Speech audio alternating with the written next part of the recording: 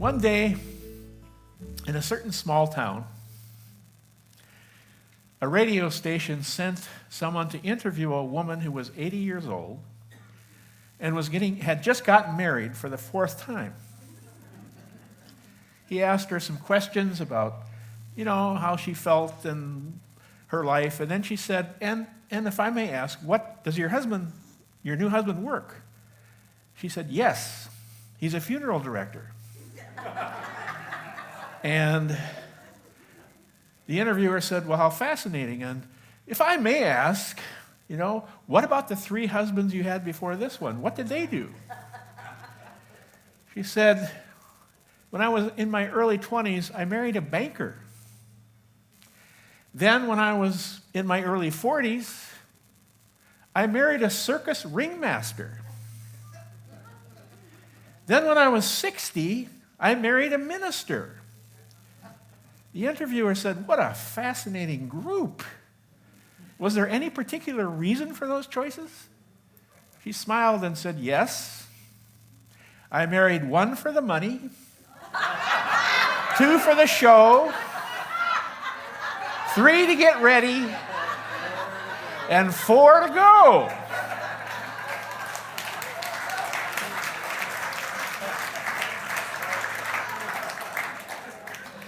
And that reminded me of another story, if you can tolerate another one.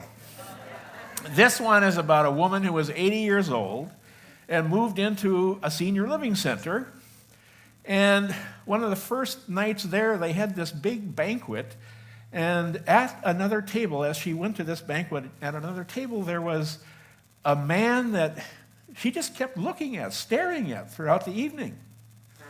After a while, the man came over to her table and said, I can't help but notice that you keep watching me. Is there any particular reason? She said, yes, there is actually. You remind me of my 4th husband. He said, well, my dear, how many times have you been married? She said, 3.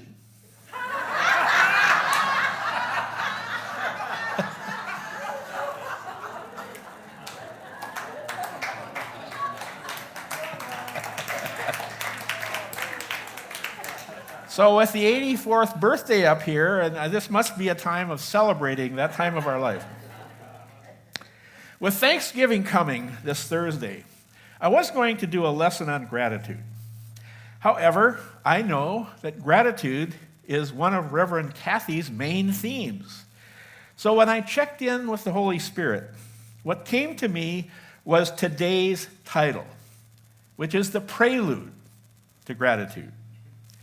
In other words, along with just simply knowing how to give thanks, period, as our beloved Eric Butterworth taught, before we can be grateful for what we've received, we need to practice receiving.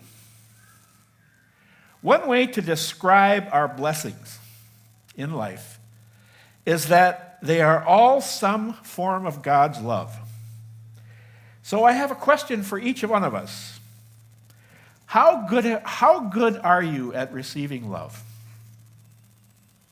When I was in ministerial school, one of my classmates, a guy named John Salunek, came to school one day and he said, my 4-year-old son this morning said something really interesting.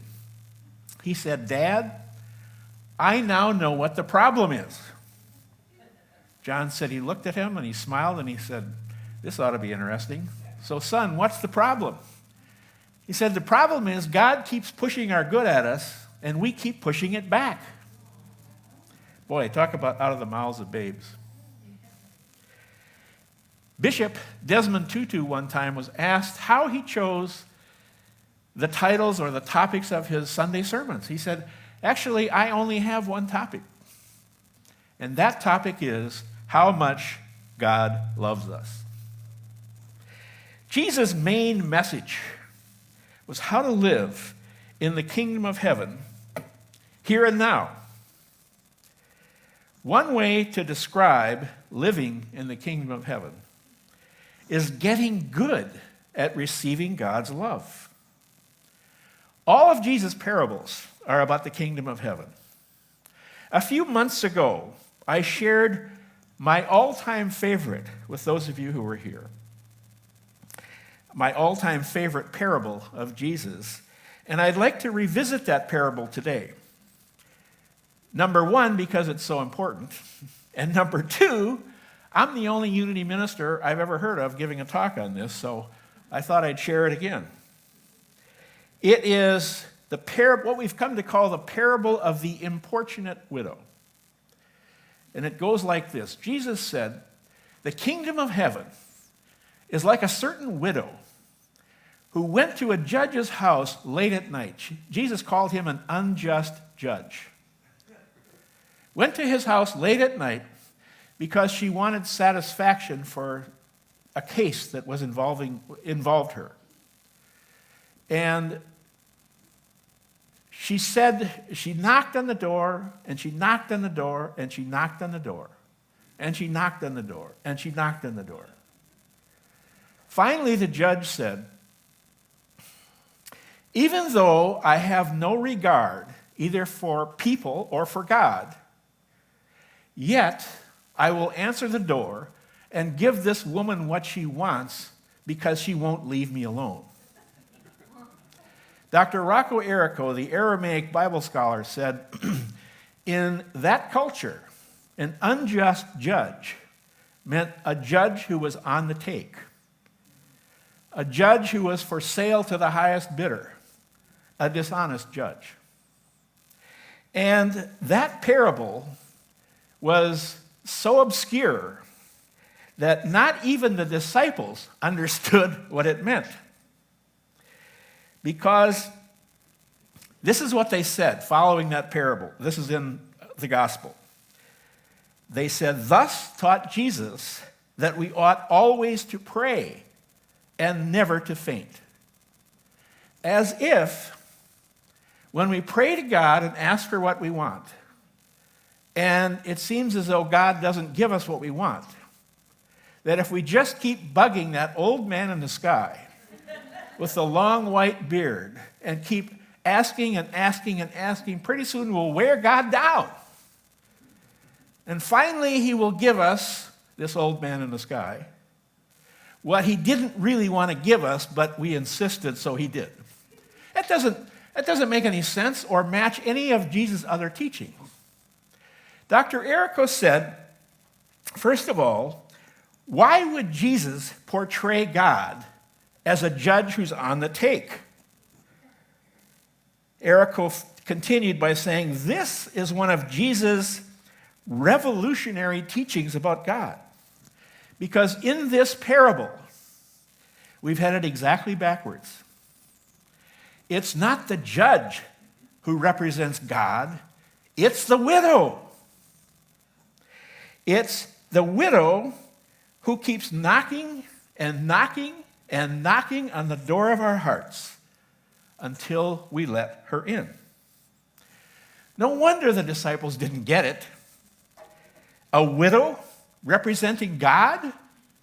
In that culture and era, this was unheard of. So this parable is about receiving all the love that our divine mother has to give us.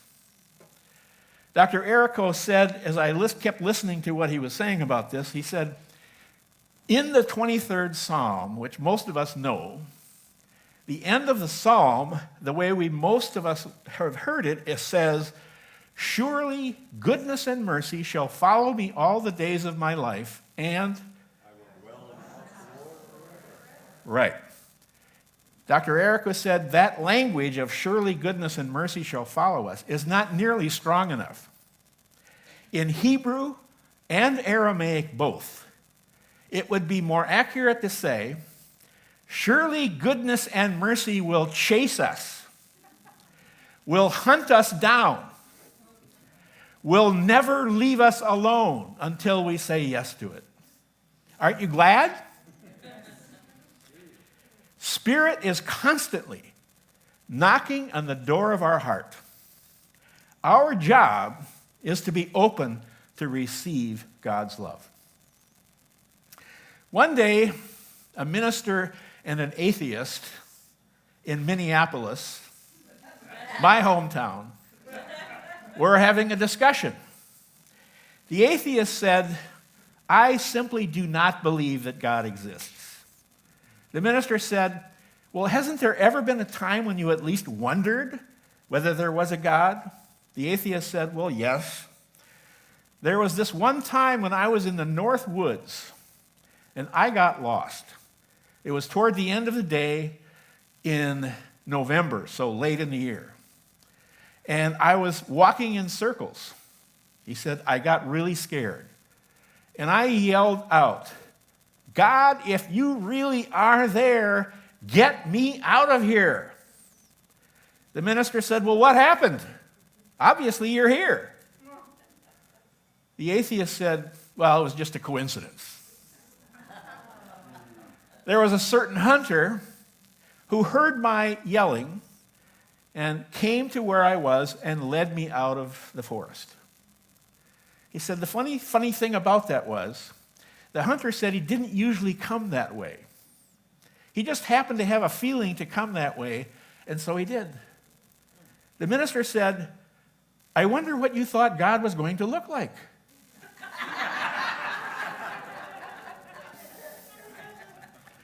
Divine love in our everyday life takes many forms. It can look like ideas. It can look like affection. It can look like being served. It can look like money. It can look like compliments.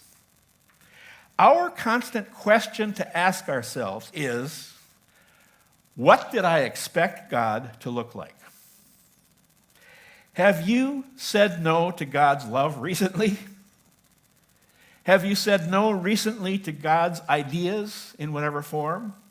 God's affection in whatever form? Being served? Have you said no to money? Have you said no to compliments in whatever form? I'd like you to turn to someone next to you and take turns saying to each other, if you would, "You are what God looks like in my life."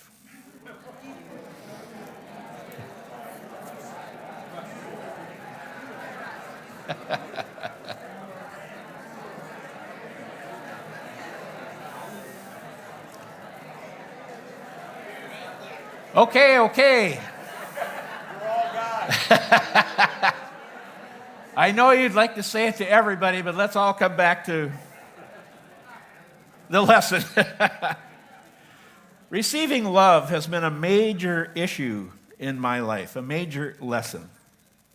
As a child in my own life, it didn't seem safe to receive what they called love.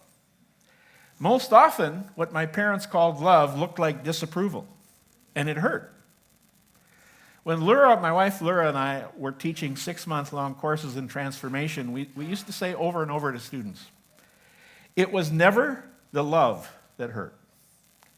It was just the lack of love that hurt. But for me as a child, I made a mistaken decision that love and disapproval were the same thing. And because of that, I was afraid of love. As an adult, I can't tell you the number of times I said, if you want something done right, you gotta do it yourself. Boy, some of the rest of you know that one too. When I was in Vancouver, which is where I met Laura, I was learning how to teach these 6-month-long courses, and I was also learning how to teach transformational workshops. And they always, for each workshop, had a large logistics team. When it was my turn to lead a workshop, I said to my teachers, "Why do I need a logistics team? I can do it all myself." My teachers were very patient with me and said, "Well, Phil, first of all, if we have a logistics team, the participants get served better. Secondly, if we have a logistics team, you can just let your focus be on teaching and let the rest go. And third, Phil, you deserve support." "Oh," I said. I've worked a lot on being open to receive love. In the school that my wife and I had, we often said receiving love is actually more transformative even than expressing love. I want to share with you a little piece, a piece of a podcast that one of our students wrote. He said, a few years ago, I had an insightful moment that permanently changed the way I viewed love, the holidays, and the act of giving and receiving. A friend of mine, that'd be me, challenged me by asking, Mike, how does it feel to give to others? Of course, my response to this question was, it feels terrific.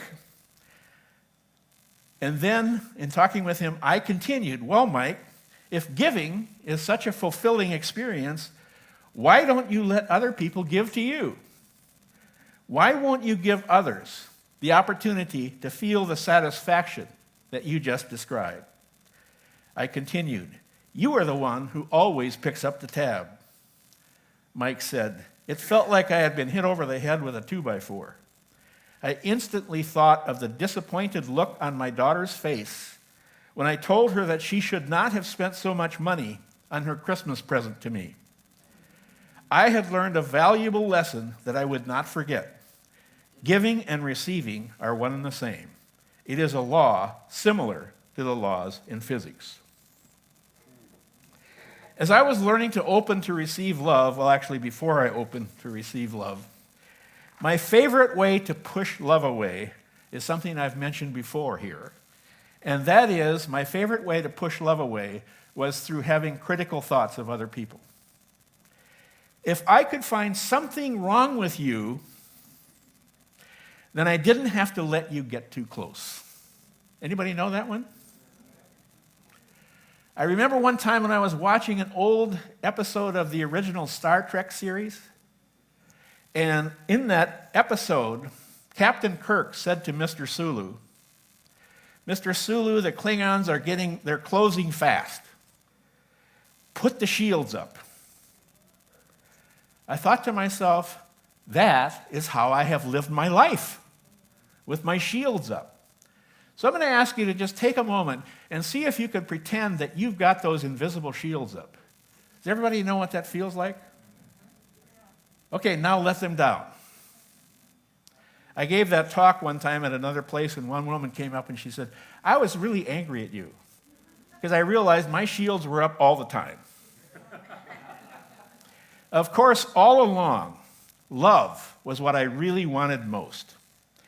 And just as a reminder, because I am the transitional minister here, all critical thoughts of others are projections of unloving thoughts we have about ourselves. They are always an opportunity to own and love parts of ourselves that we disown. If you want a healthy ministry here, and I know you do, this is a crucial thing to practice. So the message today is, let being open to receive love be the prelude to gratitude. Here are a few ways you can be more open to receive in your life. You might want to just choose one and practice it this week. First one is to learn how to recognize when you've gone into control. We all do that when we feel afraid. Do you know what that feels like? If you don't, practice learning what it feels like in your body when you go into control, because control has nothing to do with leadership or being in charge. It means being afraid. So whenever you know that you've gone into control, take a breath into it and let it go. I encourage all of us to resign from being the general manager of the universe. Anybody know that one? Second way to practice receiving is learn to recognize when you're being defensive. Again, how does it feel in your body when you're defensive? Take a breath and let it go. Third, I'm going to ask you to share this affirmation with me. Any fear I have of receiving love isn't real. Together? Any fear I have of receiving love isn't real. And I'll share with you a way that I said that affirmation for years. Any fear I have of receiving love is fun in disguise. Together. Any fear I have of receiving love is fun in disguise. And finally, to practice knowing receiving help doesn't mean I'm needy or weak or a wimp. It means I know how to receive support. It means I know how to receive love. One day a father said to his daughter, "Sweetheart, you can accomplish anything you want in life, but you can't do it alone." So, here's another affirmation I'm going to ask you to join me in. I deserve to receive help when I want help. Together, I deserve to receive help when I want help. I'd like to read to you one other thing that Dr. Joan Borisenko wrote in one of her books. She is a brilliant scientist and also has written some wonderful books. She says, asking for help when you need it seems like a no-brainer, doesn't it? It's an obvious strategy for self-care. But can you let go of control long enough to actually receive the help you need? A lot of busy people can't. They're damn the torpedoes, full speed ahead.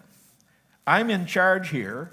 Operating style tends to stop would-be helpers in their unsuspecting tracks. She says, as an example, it was a busy day at the clinic a few years ago. By mid-morning, we were all pooped, up to our ears in charts to fill out, research to write up, and patients to see. So I volunteered to make a run to the cafeteria for coffee. When I got into the elevator on the way back, both of my hands were full. Several other people also stepped in, and I had a fleeting thought of asking someone to push the button for our floor. But the moment of sanity passed, and I pushed the button with my nose. An elderly woman remarked, "Good God, my dear, you could have asked for help. That's an important thing, you know." Joan went on to say, "I was just starting to learn. Like many busy and efficient people, I liked doing things myself. It seemed easier than asking someone else. And if you do it yourself, you always know that the job will get done just the way you want. But an insidious problem takes root. Because you rarely ask for help and often refuse it when it's offered, people around you gradually stop asking. You get exactly what you asked for, the opportunity to work yourself to death. Inevitably," she says, "resentment builds up, as in, am I the only one who ever gets anything done around here?" So, as important as it is to love ourselves and extend that love to others, it is equally important to learn how to gracefully receive love. And everyone in your life will be grateful that you're open to receive their love. Remember, their love is what the love of God looks like in your life. And you deserve to receive God's love. Namaste.